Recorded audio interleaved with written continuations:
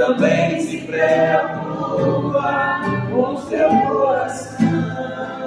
Ora a Deus, e faz tudo para não te ver sofrer, tem te lembrar. Se alguma vez Jesus abandonou, tem te lembrar. Quantas vezes Ele já te levantou, tem te lembrar. Quantas vezes Ele já te levantou, tem te lembrar. Se alguma vez Jesus te abandonou, tem te lembrar. Quantas vezes Ele já te levantou.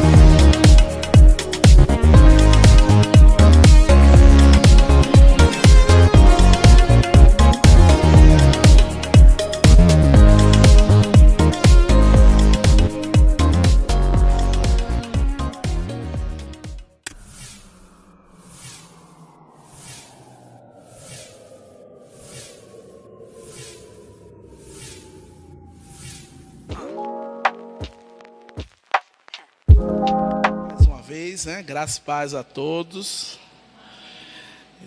Eu acho que eu disse graça e paz a todos. Amém. Amém. Agora, eu acho que eu todos não tinha pego todo mundo mesmo, né? Mas agora ficou legal. Queridos, abram suas Bíblias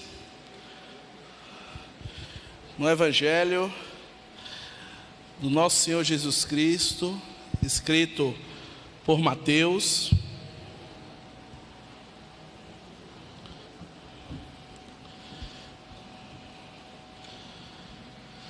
Capítulo de número 24.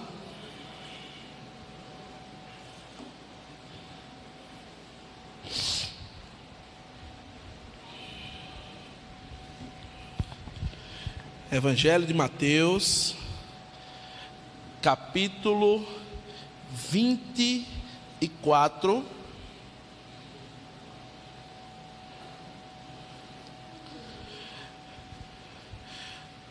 Amém ou misericórdia? Amém. Queridos, o texto que vamos ler hoje, ele não está enquadrado apenas em um capítulo. Nós vamos andar sobre o capítulo 24, sobre o capítulo 25 de Mateus, esse evangelho que conta a história do nosso Senhor Jesus Cristo. E o título que o Espírito Santo ele me introduziu, ele me guiou para estar trazendo para os irmãos, é o seguinte, é uma pergunta.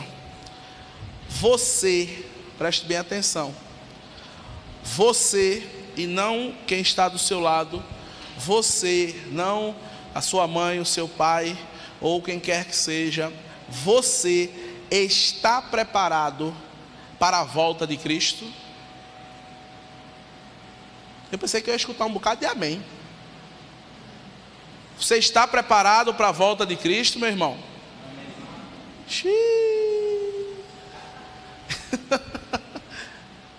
Eu vou perguntar de novo para ver se é o que eu estou entendendo mesmo.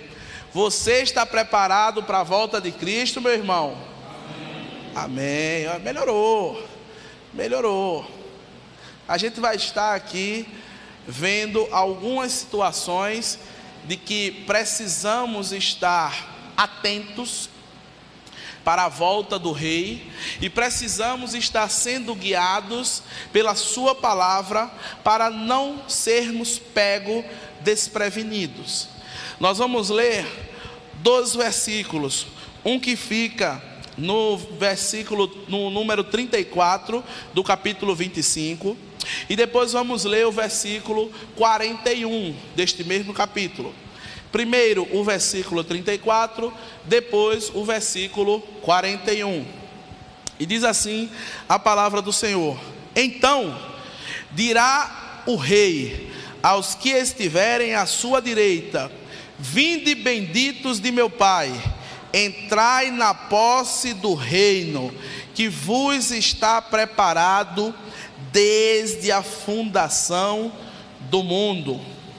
O versículo 41.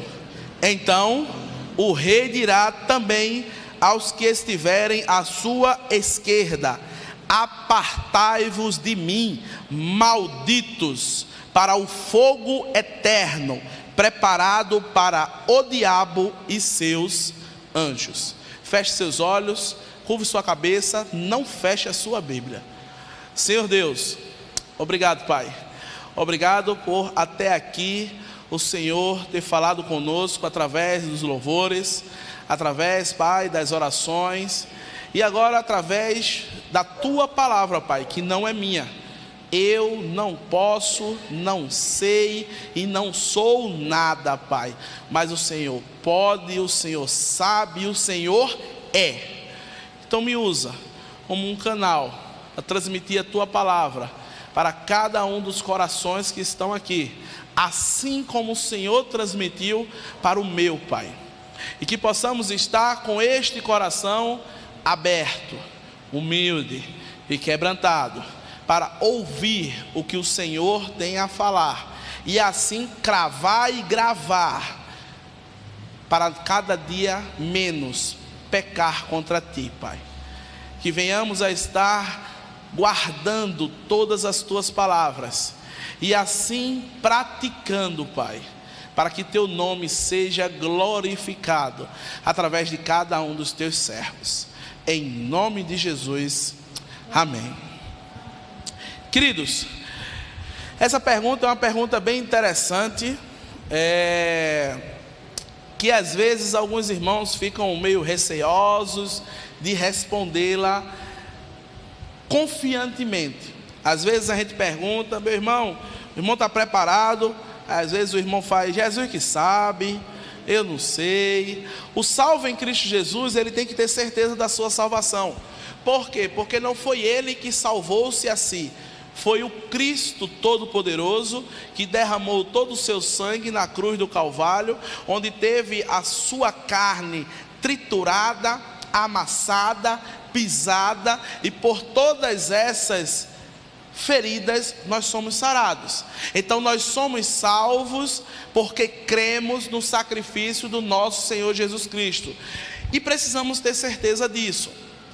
Mas infelizmente, às vezes a gente entende um pouco do cristianismo de maneira errônea, porque às vezes a gente entende que o cristianismo é só: eu levantei a mão, sento aí nesse banco, todos os domingos eu estou aqui, e aí eu louvo, eu oro, eu oferto, e depois eu vou para casa e passo uma semana toda a lá vão ter, e aí eu volto no domingo mais uma vez, e estou aqui caminhando, até quando Jesus quiser. Paulo, ele diz que aquele que está em Cristo, ele é uma nova, as coisas velhas, e eis que tudo se fez novo. Aquele que está em Cristo, aquele que é lavado pelo sangue do Cordeiro, aquele que experimentou um novo nascimento, aquele que sabe para onde vai quando seus olhos fecharem aqui na terra, aquele que está preparado para a vinda de Cristo, ele não vive mais a vida que vivia antes. Ele não tem mais o prazer nas coisas que tinha antes. Ele não tem mais uma agenda da forma que tinha antes. Ele não é mais aquela pessoa que era antes. E eu não estou falando, e os amados sabem disso, que eu não estou falando do jeito que o irmão se veste, eu não estou falando do jeito que o irmão fala, eu não estou falando disso. Eu estou falando do ser cristão que cada um de nós temos dentro do nosso ser. É aquele que roubava, não roube mais. É aquele que mentia, não minta mais. É aquele que defraudava alguém com alguma situação, assim ele não o faça.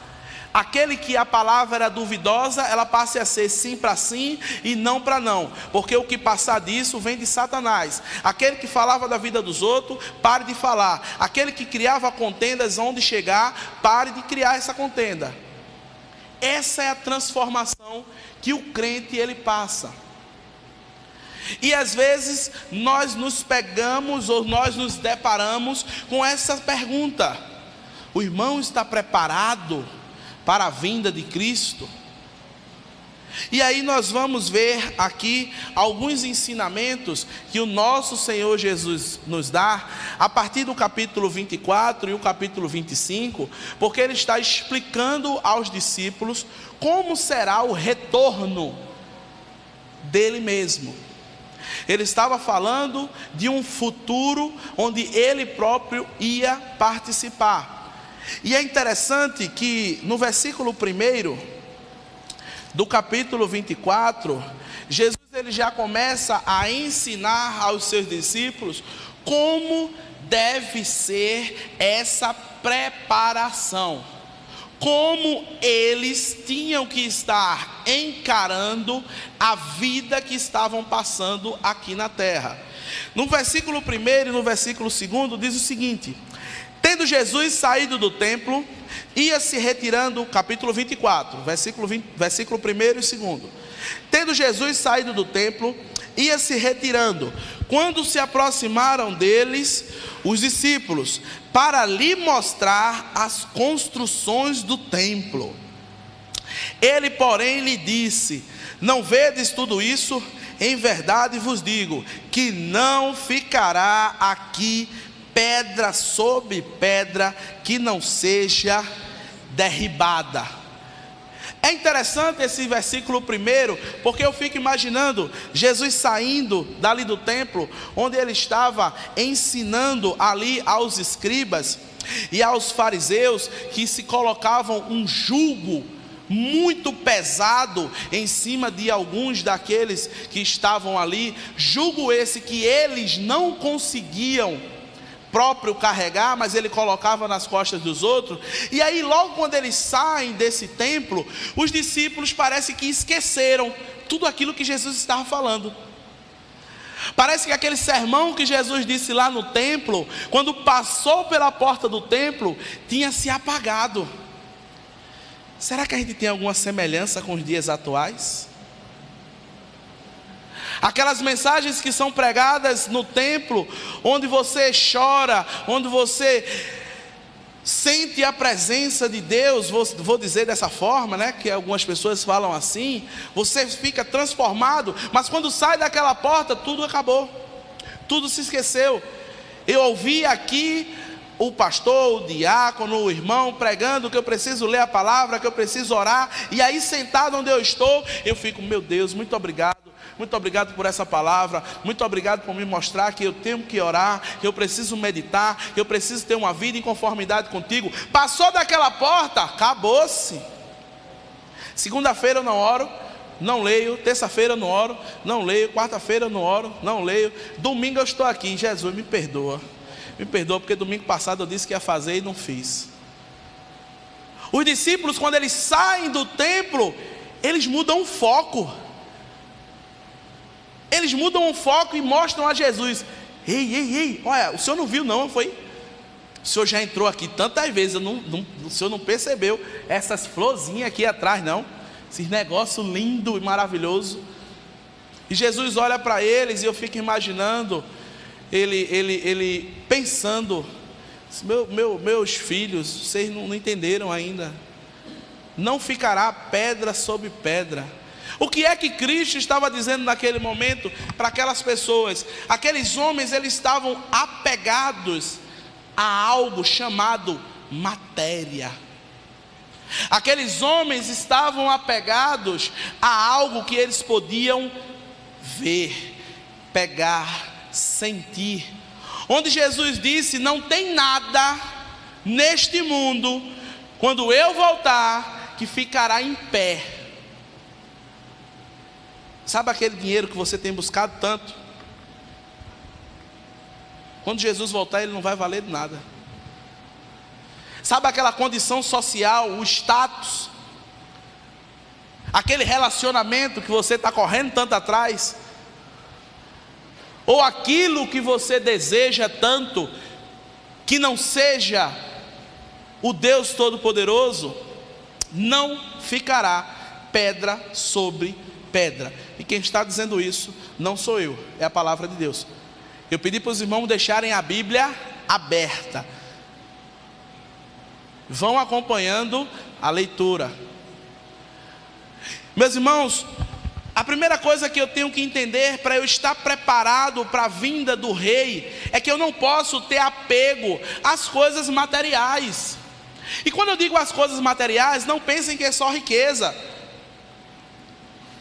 A Bíblia diz que aquele que ama o seu pai, a sua mãe, o seu irmão, o seu filho, ou qualquer outra coisa, mais do que a mim, não é digno de mim.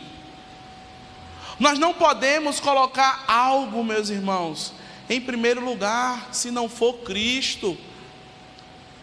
Na nossa preparação para o reino vindouro, o reino dos céus, aquele lugar onde não tem choro, não tem dor, não tem pranto, aquele lugar onde as ruas são de ouro e de cristal, aquele lugar onde não existe um sol, porque o próprio brilho de Deus é quem clareia tudo.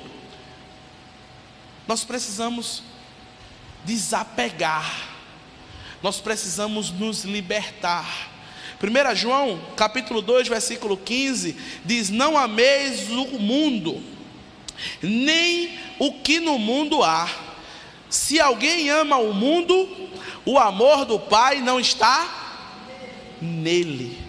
É interessante isso, porque às vezes a gente pensa como cristãos que o texto está falando para não amar o mundo, não amar as festas do mundo, não amar a bebida que o mundo gosta de beber, não é amar alguma coisa ilícita que o mundo assim faz.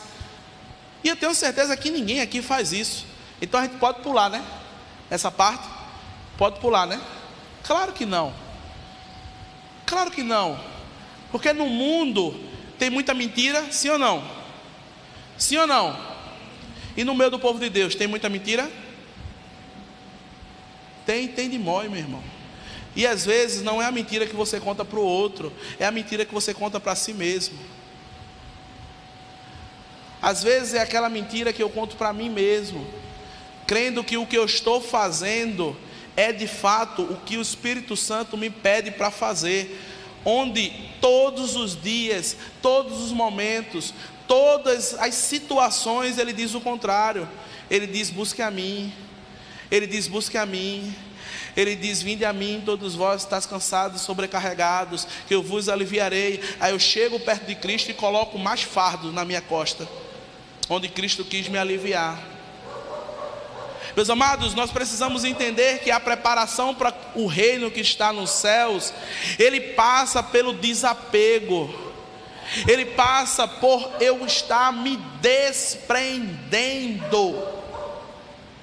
É uma coisa interessante, eu estava no velório do irmão Fernando Firmo, e teve um pastor que estava lá, e ele deu uma palavra, e ele falou uma coisa muito interessante.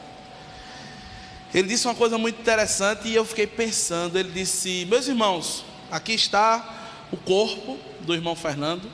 Faz pouco tempo que ele fechou os olhos aqui na terra e abriu os olhos no céu. Eu creio que a irmã Nádia já está assistindo aí e vai lembrar disso. E ele disse: se nós tivéssemos a oportunidade de chegar lá no céu nesse momento, e chegar para o irmão Fernando e dizer assim: olha, o senhor tem uma chance de voltar e ir lá para a terra de novo. Aí ele fez a pergunta: vocês acham que ele voltaria? Claro que não, meu irmão, porque o céu é muito melhor.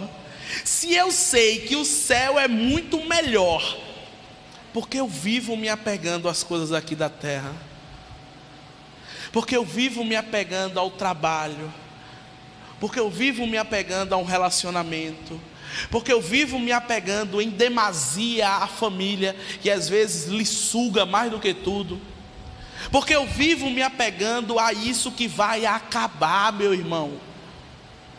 Eita, o pastor está dizendo agora que eu tenho que entregar o trabalho, que eu tenho que dar um pé na santinha, e botar uma mala nas costas, e ir para a onda hippie, paz e amor. Claro que eu não estou falando isso. Claro que eu não estou falando isso. Eu estou falando que você precisa saber que o primeiro lugar da sua vida não é o seu. O primeiro lugar da sua vida não é o seu filho. Eu digo sempre: Caleb passa aqui, ele não é meu não. Ele não é meu. Deus colocou ele aqui na terra para eu cuidar dele, mas ele não é meu. A hora que Deus quiser levar, tirar de mim, eu preciso entender. Ah, mas Deus não vai levar não, massa. Mas ele pode, quando crescer, fazer como a filha da irmã Célia e morar lá nos Estados Unidos. Aí eu fico aqui morrendo. Por quê? Porque em primeiro lugar na minha vida não era Deus, era o meu filho. Está dando para os irmãos entender? Está dando para entender mais ou menos, sim ou não? Precisamos ter esse desapego, meus irmãos. Precisamos ter esse desapego, porque nós não podemos servir a dois senhores. O texto de Lucas capítulo 18, versículo 18, que fala sobre o jovem rico, nós vemos bem essa situação. Ele chega para Cristo e pergunta: bom mestre, o que fareis para herdar a vida eterna? E aí Jesus olha para ele e diz: sabes os mandamentos? Ele diz: com certeza, observo desde pequeno. Ele diz: pois é, só te falta uma coisa, vende tudo o que tem, dá aos pobres e me segue. E o texto continua dizendo que quão foi duro aquilo para aquele jovem, o quão foi difícil. E aí eu entendo algo bem interessante nesse texto, porque quando ele disse: conhece os mandamentos, conhece a lei de Moisés, e ele afirmou, Jesus disse que ele estava mentindo? Jesus disse que ele estava errado? De fato, aquele jovem era alguém que conhecia e praticava aqueles mandamentos. Aquele jovem ganhou aquele dinheiro suado, sofrido, batalhado, aguerrido. Mas às vezes, meu irmão, quando nós temos essa situação, o nosso ego às vezes ele sobe um pouco acima da nossa cabeça. E às vezes a gente esquece de onde a gente veio. Às vezes a gente esquece de onde Cristo nos tirou. Às vezes a gente esquece de onde eu vim, das minhas raízes. Eu conversando com o Juan, lá na barbearia, quinta-feira foi, Juan? Sábado, sexta? Sei lá quando é que foi. Um dia aí, essa semana ele estava me tosando. Aí eu fui conversar com ele falando que muitas das vezes existem textos que falam de passado, existem músicas que falam de momentos que outrora foram vividos, e isso me toca muito. Eu sei de onde é que eu vim, eu sei para onde é que eu ia se não fosse a graça de Jesus. Tem alguém aqui que me conhece há muito tempo, que se quiser saber de uns pecados meus, conta para um jovem que está ali atrás, sentado. Ele veio aqui hoje na nossa igreja. Quiser contar alguns pecados meus, pergunta ali a Luciano. Né, Luciano?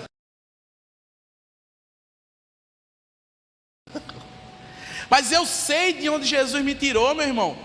Eu sei que Ele me tirou de um lago de lodo e enxofre, me colocou com os pés fincados na rocha, que é Ele. Então é através disso que eu preciso colocar Ele em primeiro lugar na minha vida. Eu não posso dar um passo sequer, se Cristo não permitir. Eu não posso andar para um lado, andar para o outro, andar para trás, se Ele não disser. Precisamos estar preparados para essa vinda, porque nós não sabemos o dia e nem a hora. Precisamos nos libertar, meus irmãos, principalmente das coisas que nos prendem de ter um relacionamento íntimo com Deus. O que é que lhe prende de ter um relacionamento íntimo com Deus? O que é que lhe prende de estar cada vez mais firme no Senhor Jesus Cristo? Firme em oração, firme em leitura da palavra, firme em comunhão, firme em ações práticas que o reino nos proporciona. O que é que tem nos aprisionado, meu irmão? Nesse momento, diga a Deus o que é que lhe aflige, diga a Deus o que é que lhe prende. Peça a Ele que Ele lhe liberte. Peça a Ele que venha a estar quebrando essas correntes que impedem que você chegue mais próximo a Ele, que você tenha um relacionamento íntimo com Ele, e você possa estar lado a lado dEle, meu irmão. Precisamos nos desapegar, precisamos nos libertar. Fale com Deus, peça a Ele. Essa é uma das lições que o texto nos ensina para estarmos preparados para a vinda do Rei. É desapegar das coisas materiais, é desapegar daquilo que está aqui e nós sabemos que vai acabar. Amém? Dando continuidade, no versículo 12,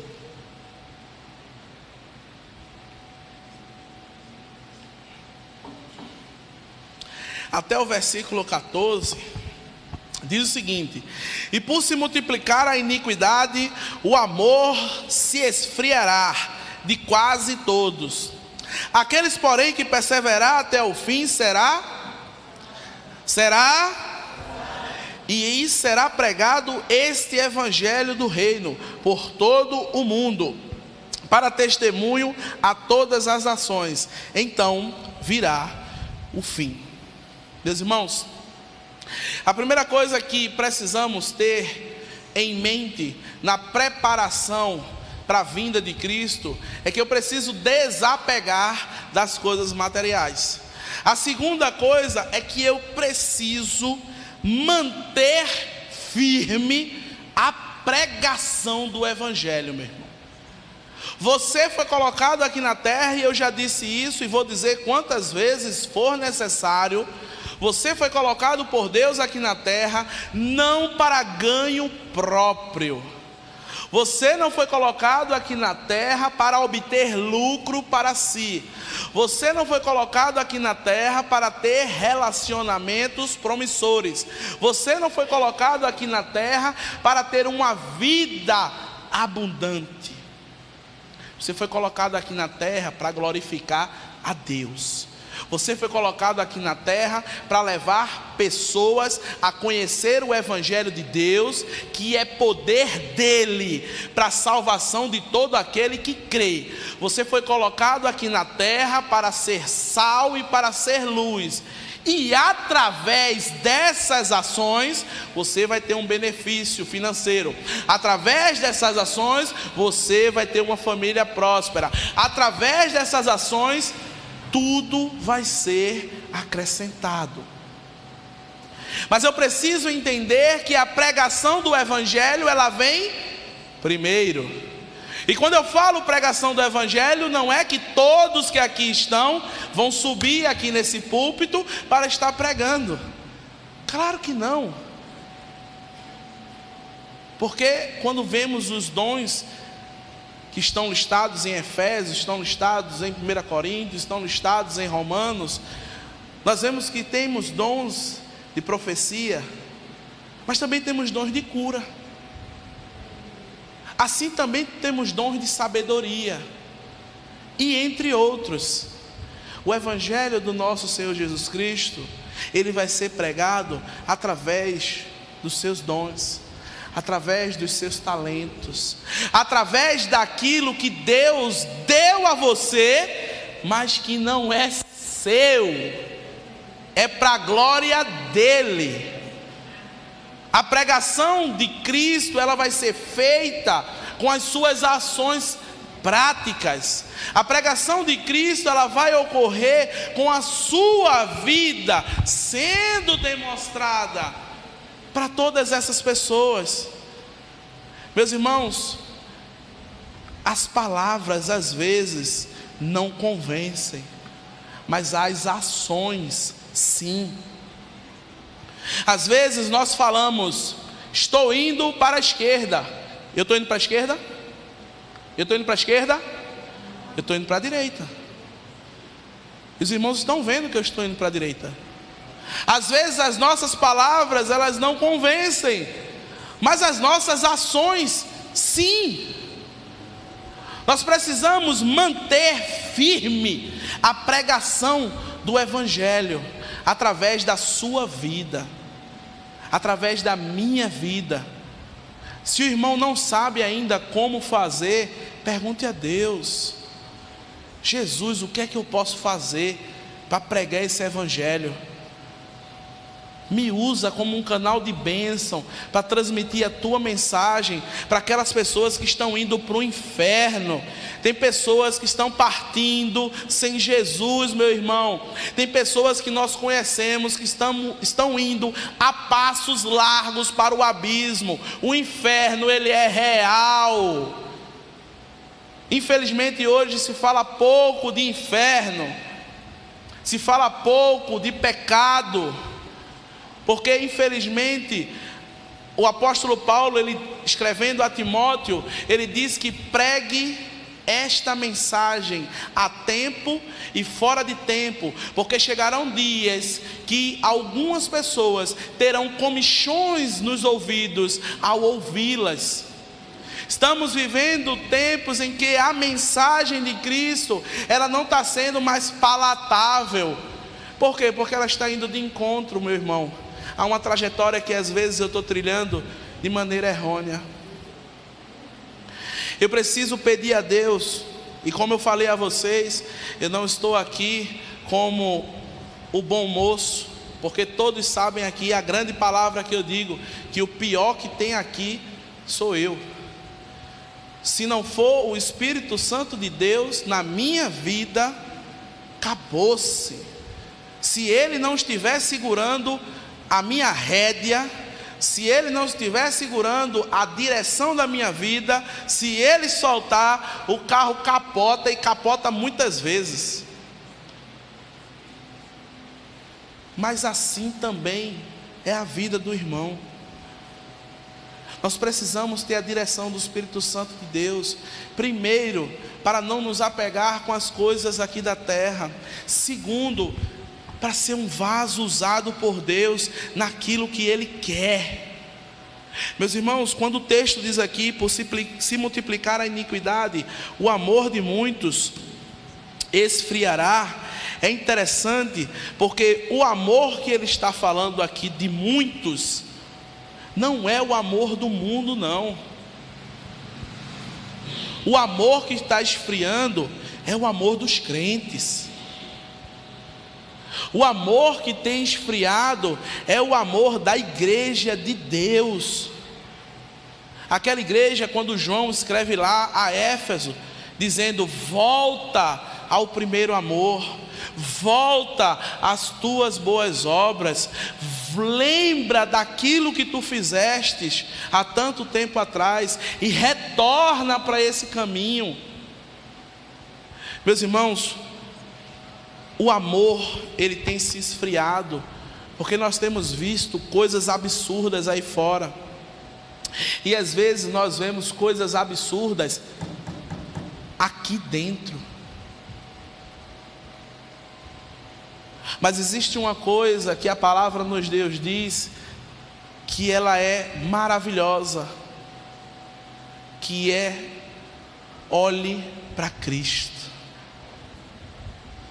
Mantenham o foco em Cristo, esquecendo das coisas que para trás, esquecendo das coisas que para trás ficaram. Prossigo para o alvo, o autor e o consumador da minha fé.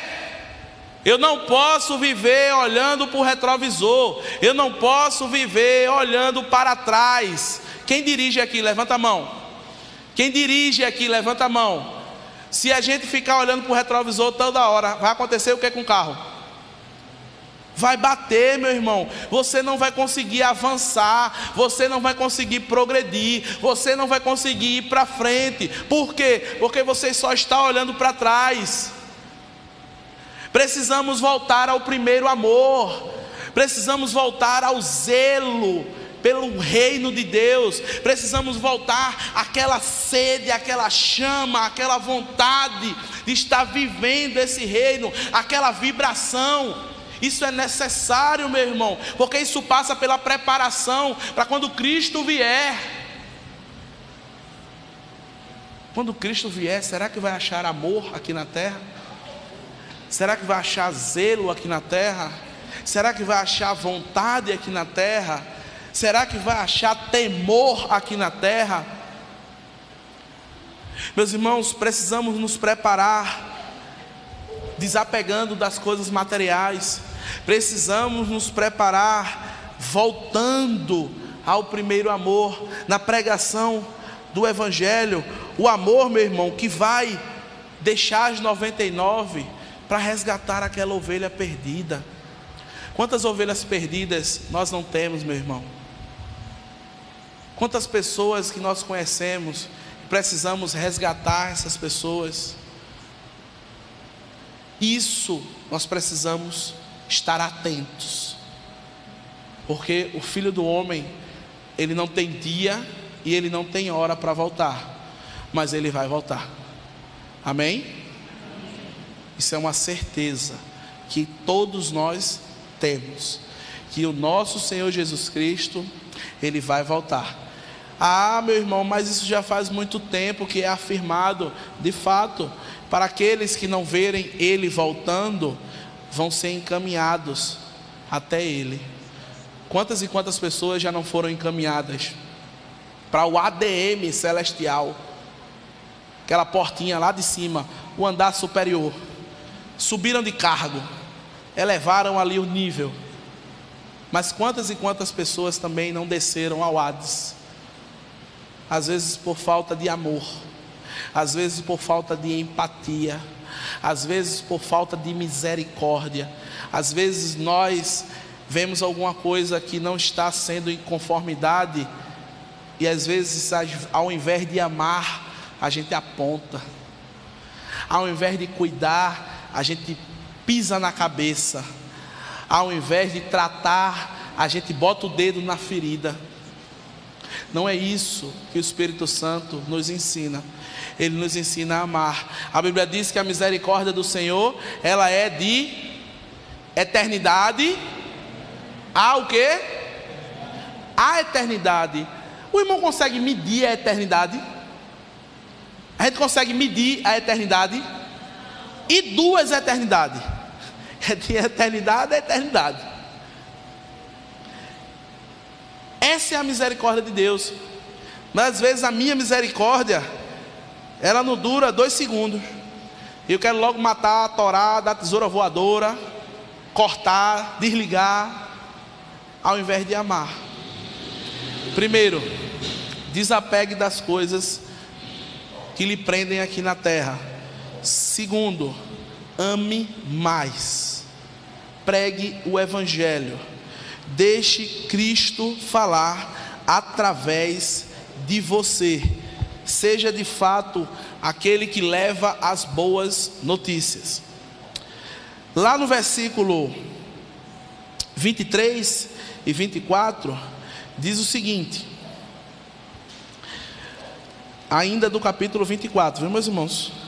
Então, se alguém vos disser, eis aqui o Cristo, ou ei-lo ali, não acrediteis, porque surgirão falsos cristos e falsos profetas, operando grandes sinais e prodígios, e se possível, os próprios eleitos seriam enganados. Meu irmão, infelizmente, os nossos dias atuais, nós precisamos estar, como eu afirmei aos irmãos, com a Bíblia aberta. Se eu estiver pregando alguma coisa que não estiver contido na palavra, meu irmão, pode falar. Se eu estiver falando alguma coisa aqui para o irmão que não está sendo lido através da Bíblia, o irmão pode comentar. Porque infelizmente hoje nós somos levados por qualquer vento de doutrina, e por muitas vezes uma igreja padece, um povo perece, porque falta conhecimento da palavra. Muitas vezes, como o próprio texto diz, pessoas vão fazer milagres, prodígios e maravilhas. E há 2 pregações atrás eu disse, não confie no que eu estou falando não, viu? Confie não, anote, leia, vá pesquisar, veja se é isso mesmo que a Bíblia está falando, veja se a aplicação que está sendo feita, ela está correta. Sabe por quê?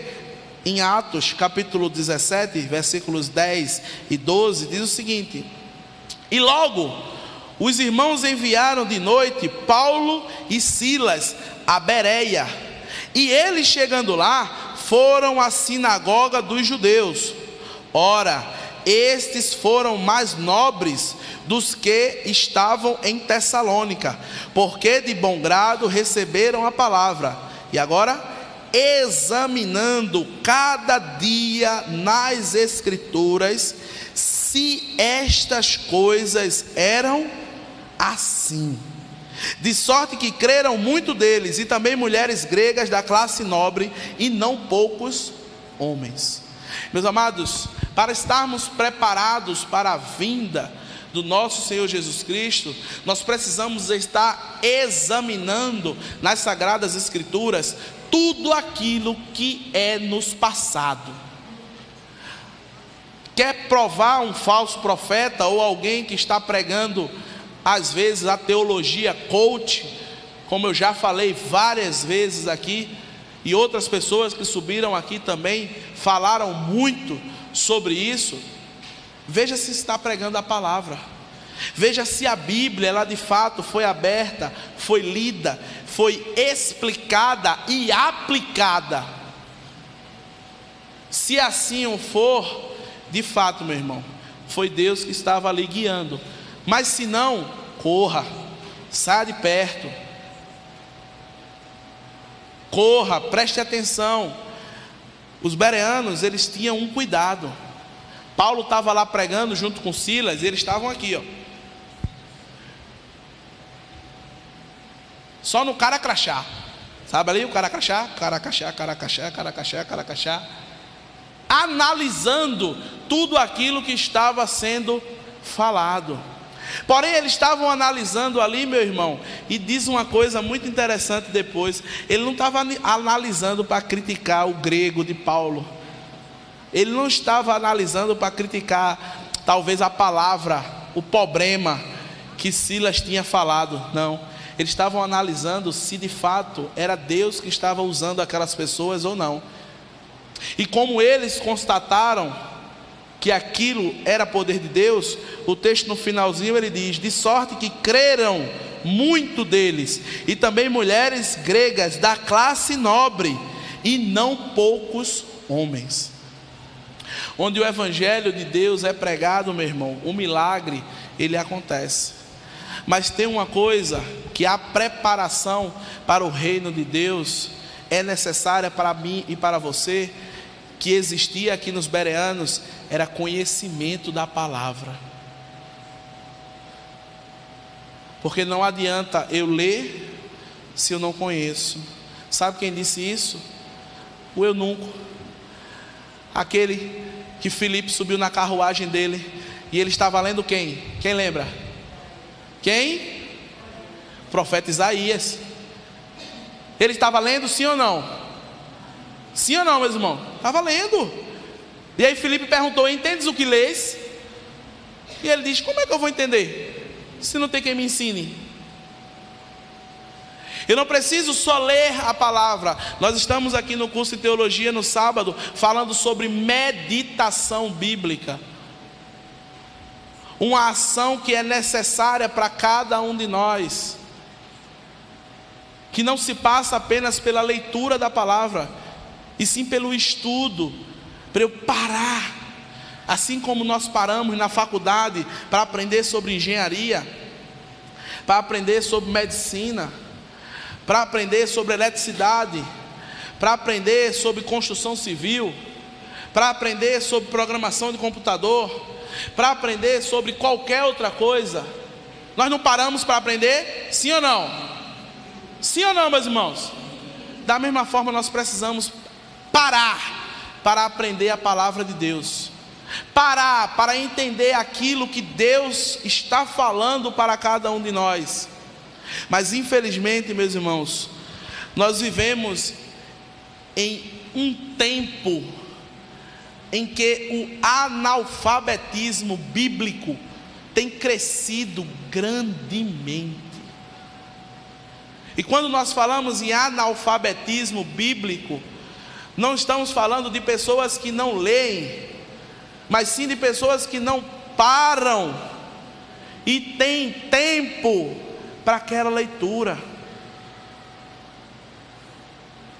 Existe uma pesquisa aqui feita nos Estados Unidos, o instituto, se eu não me engano, foi o Instituto Haggai. Alguém já ouviu falar desse instituto? Que ele fez uma pesquisa em que, dentre todos os cristãos pesquisados, apenas 30% desses cristãos liam a Bíblia pelo menos 3 vezes na semana. Onde Deuteronômio diz que está escrito nessa lei: coloca nos umbrais da tua porta, faz como testeira, fala com os teus filhos andando, caminhando, sentado. Isso é o que? Constância. Às vezes nós queremos saber o que Deus quer para a nossa vida, mas a gente não lê a sua palavra. Aí você pode estar aí no seu lugar dizendo assim, você pode estar aí pensando, né? Mas eu preciso fazer isso mesmo direto? Eu não posso dar uma relaxada aqui, uma tranquilizada, e dar uma ênfase mais na minha vida profissional, na minha vida amorosa, na minha vida acadêmica? Eu sou muito jovem, ou eu ainda tenho tempo, ainda tenho um vigor, eu não posso fazer isso não. Ou eu não posso usar meu tempo para descansar, já que eu já trabalhei tanto na minha vida. Esse negócio de evangelizar, esse negócio de pregar, eu deixo para o pastor, eu deixo para o diácono, eu deixo para aquelas pessoas que estão ali perto deles, que vai ali fazer essas coisas. Você pode também aí estar pensando, mas também esse pastor aí só fala de salvação, céu, inferno, pecado, não tem nada que me deixe flutuando. Um negócio assim, para que eu ler a Bíblia? Ele não lê? Ele passa para mim, está tudo certo. Meus amados, infelizmente nós não dizemos isso com as nossas palavras, mas afirmamos com as nossas ações. Quando ao passar daquela porta, nós esquecemos tudo que foi falado aqui. Infelizmente, a igreja brasileira, a igreja mundial, ela precisa de fato despertar. Ela precisa de fato despertar para clamar mais ao Deus. E todos os dias eu coloco meu joelho no chão, pedindo para que o Senhor me renove, pedindo para que o Senhor transforme a minha mente, pedindo para que o Senhor me mostre se de fato o caminho que eu tenho sido trilhado é esse caminho que Ele quer, e que se assim for, Ele também transmita para outras pessoas, porque o reino de Deus, Ele está próximo, meu irmão. Nós não sabemos o dia nem a hora. E é interessante porque o nosso Senhor Jesus Cristo, Ele conhece o nosso coração. Ele sabe que por vezes nós estávamos pensando isso que eu acabei de relatar para os irmãos, não pensando praticamente, mas talvez até inconscientemente. Mas Ele é extraordinário, porque no capítulo 25, Ele conta uma história perfeita. Ele conta uma história que fecha toda essa preparação para a vinda do reino de Deus. E essa história é a das 10 virgens. Todo mundo conhece as histórias das 10 virgens? Sim ou não? O texto começa no capítulo 25, do versículo 1 até o versículo 12. Eu não vou ler o texto. Os irmãos quiserem ler em casa, fiquem à vontade. Mas eu não vou ler o texto porque é um texto muito longo. Mas nesse texto existem algumas coisas que nós precisamos estar atentos. Essas 10 virgens que estão aqui simbolizadas nesse texto são todas aquelas pessoas universalmente que ouvem a palavra de Deus, todas aquelas pessoas que escutam a voz de Deus nos seus ouvidos, às vezes em um culto, às vezes em um evangelismo na rua, às vezes na rádio ou em qualquer lugar onde ela estiver. Essas 10 pessoas, essas 10 virgens, simbolizam todos os cristãos espalhados pela face da terra. E é interessante porque esse grupo, ele é dividido em 2, não é assim? As prudentes e as, quem lembra? Nécias, por vezes loucas, mas a palavra fiel que está escrita aqui no grego é incrédula.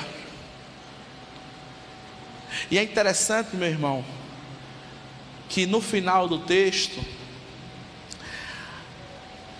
o noivo, ele é anunciado. Lá vem o noivo. Todas elas se levantam, estavam dormindo. Porém 5 delas, as prudentes, mantinham as suas tochas acesas, porque tinham azeite de quê? De reserva. As outras tinham azeite de reserva. Sabe onde é que está essa reserva para mim e você, meu irmão? Está no desapego às coisas materiais, está na pregação do Evangelho, está em examinar as Sagradas Escrituras, porque é delas que testificam o nosso Senhor Jesus Cristo. Fazendo isso, meu irmão, quando o noivo chegar, nós vamos estar com a nossa lamparina acesa e nós vamos ter azeite de reserva. Quando ele fala aqui sobre as incrédulas, foram aquelas pessoas que não acreditaram nisso que está sendo falado. Não preciso desapegar das minhas coisas. Eu batalhei muito para conquistar. Eu fiz, eu consegui, eu cheguei. Evangelizar, eu não tenho tempo. A minha vida é muito corrida. Eu trabalho de manhã e de tarde, e de noite eu faço a minha pós-graduação, o meu mestrado, o meu doutorado, o meu pós-doc. Quando eu chego no sábado, eu ainda tenho a minha especialização, porque eu preciso de um futuro. Eu preciso pagar minha faculdade, eu preciso pagar o meu carro, eu preciso pagar a minha moto, eu preciso comprar a minha casa, eu preciso comprar o meu apartamento. Para que evangelizar? Eu já vou na igreja no domingo da ceia e levo o meu dízimo periodicamente. Eu não preciso estar lendo a Bíblia constantemente. Existem pastores para isso. Eles estudam teologia afinco, alguns. E eles trazem os textos no grego, no hebraico, no aramaico, no chinês, no que for. Eu não preciso disso. Talvez, meus irmãos, aquelas virgens, quando chegaram lá e olharam para aquelas outras que estavam com azeite reserva, e disse assim: para que tu trouxe isso, mulher? É só mais peso. Ô mulher, dá uma pena de tu. Tu está tão cansada, tu ainda vai debaixo de chuva pedir no meio da rua aí alimento para o povo. Vai não, pô. Precisa disso não. Tem gente que vai, ó, fulano vai.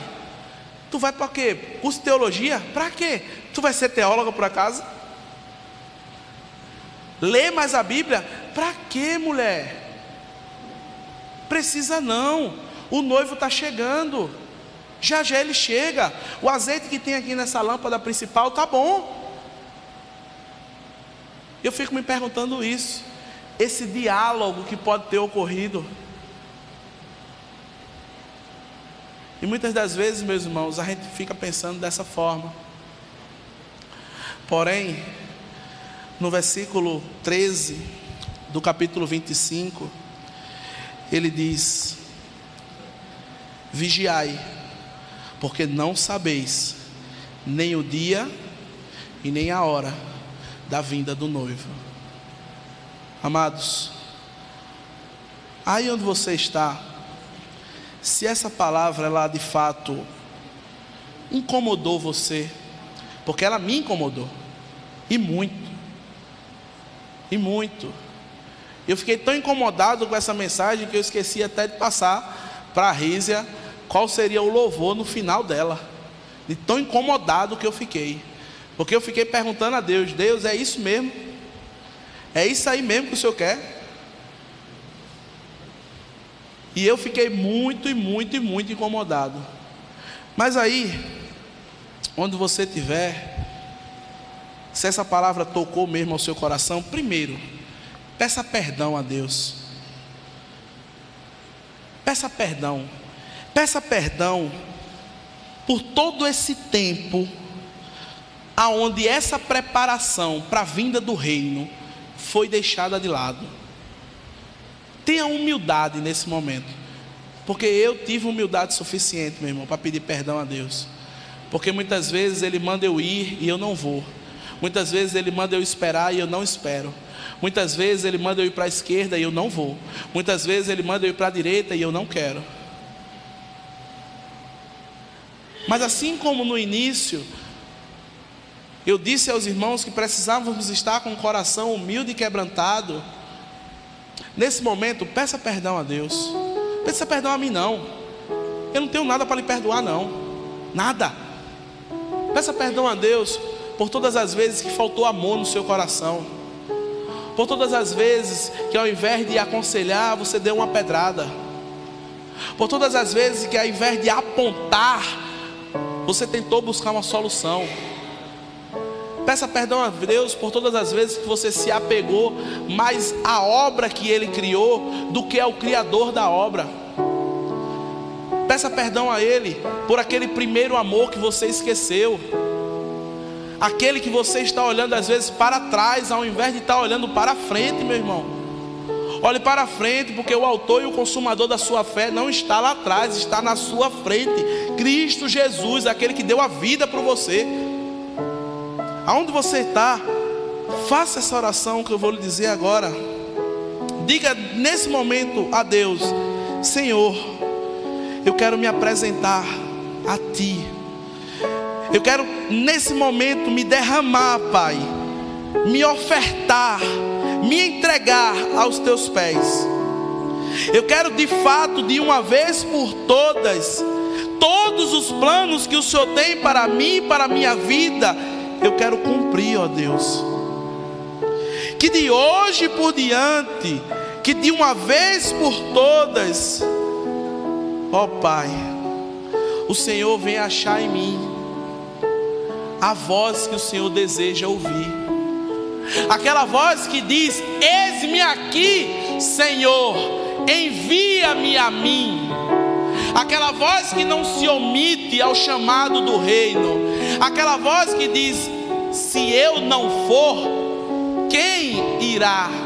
Se eu não estender a mão, quem o fará? Preciso me envolver, preciso me entregar. É essa voz que Deus quer que ecoe no seu coração nesse momento. Que através dessa preparação nós estejamos com as mãos limpas quando o nosso Senhor Jesus Cristo voltar.